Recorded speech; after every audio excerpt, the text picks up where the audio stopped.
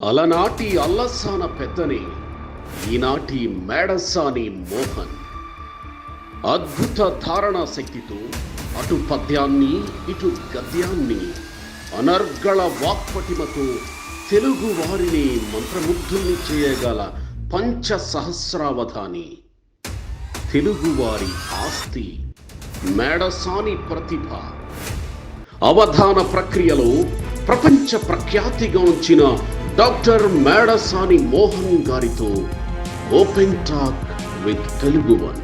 ఆంధ్రుల ప్రజా రాజధాని అమరావతి విశిష్టతను వివరిస్తారా?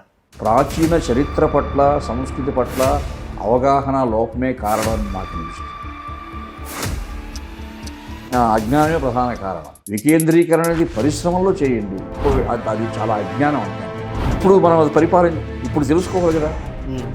సార్వకాలిక సార్వజనీనమైనటువంటి సందేశం.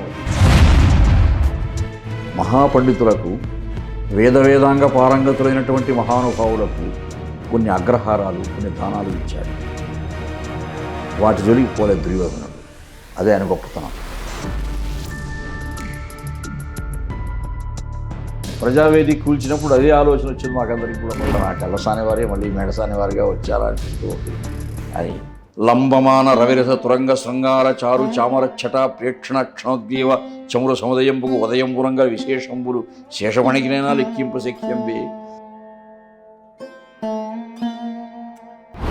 వీళ్ళంతా పెద్దలు అనుకో. నారాయణ రెడ్డి గారు ఆయన అభిప్రాయం అడిగారు, ముఖ్యంగా రామారావు గారు. నారాయణ రెడ్డి గారు ఒక మాట అన్నారు, మనం ఆనాటి పోతనను చూడలేదండి, మళ్ళీ అంత వినమ్రత కలిగిన మహాపండితుడు మేడసాని మోహన్ అని చెప్పారు. మూలాలు ఏమిటంటే పద్యమే మన మూలం. జగన్మోహన్ రెడ్డి ప్రభుత్వంలో మీరు ఆ సలహాలు సంప్రదింపు లేదు, ఇప్పుడు అటువంటివి ఏమి లేదు. ఇక మమ్మల్ని అడగరు, మేము చెప్పే అవకాశం లేదు.